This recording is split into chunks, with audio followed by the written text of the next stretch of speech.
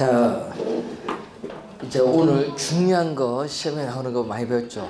이제 아까 3교시 때 자본을 조달하는 방식에 따라 지분금융, 부채금융, 그리고 지분과 부채의 중간 성격을 가지는 매장금융 배우셨어요. 그리고 또 하나 배운 게 대출 받을 때 고정금리 대출, 변동금리 대출 두 가지가 있는데 어느 대출로 받는 게 여러분 유리한가 늘 생각을 하셔야 되겠고, 상담할 때 중요하죠.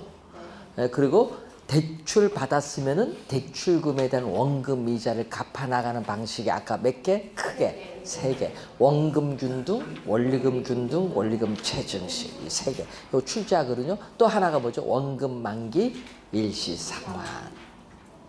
우리 계산 문제 나올 때 좀 주의 좀 해두시고, 거치기간이라는 용어 좀 하나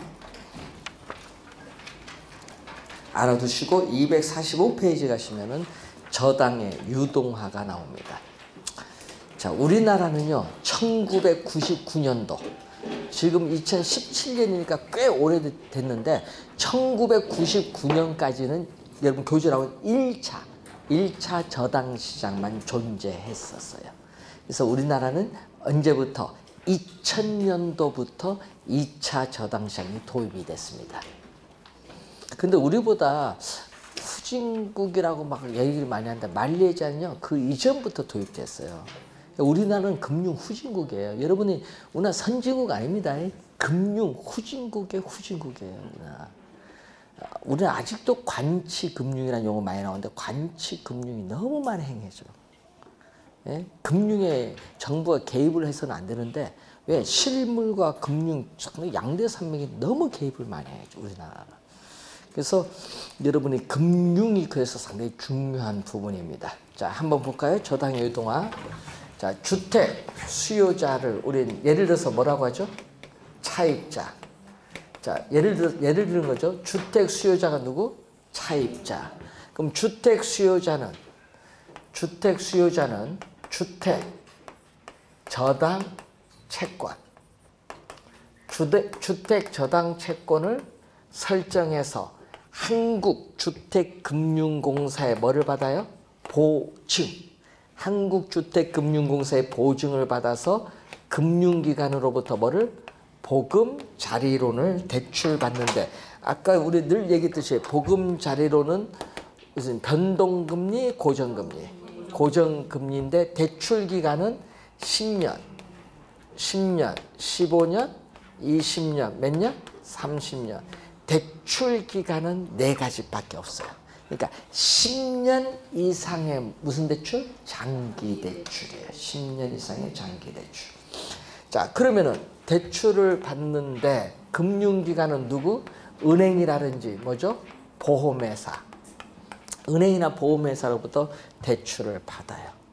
자, 이때 이 주택 구입 자금을 원하는 주택 수요자와 주택 자금을 어떻게 돼요? 공급해주는 금융기관으로 이루어지는 이 시장을 우리는 전문용어로 뭐라고 한다? 1차 저당 시장이라고 해요. 1차 저당 시장. 아까도 얘기했지만 우리나라 언제까지? 1999년도까지는 이 1차 저당 시장만 존재했습니다. 근데 여기 문제가 있거든요. 1차 저당 시장만 존재하면 어떤 문제가 있냐 하면은 이 주택 대출 자금이 뭐가 됐어요? 한정되어 있다. 자, 주택 대출 자금이 한정되어 있다. 한정된 재원이 있어요. 주택 대출 자금이 한정되어 있다. 그럼 예를 들어서 2조 원이다.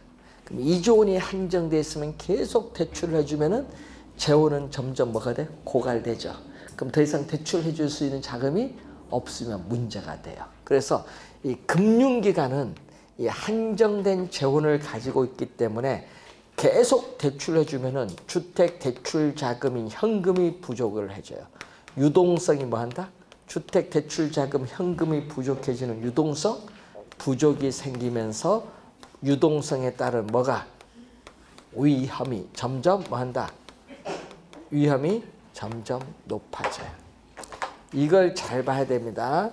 자, 1차 저당 시장만 존재하는 경우에는 금융기관은 한정된 재원을 가지고 있기 때문에 유동성 계속 대출해 주다 보면 유동성 부족에 따른 유동성 위험이 높아진다는 문제가 있어요. 이 문제가 있기 때문에 이 문제를 해결하기 위해서 도입된 제도가 2차 저당 시장입니다. 그럼 시험에는 뭐를 많이 내? 요 지문을 많이 내겠죠? 당연히.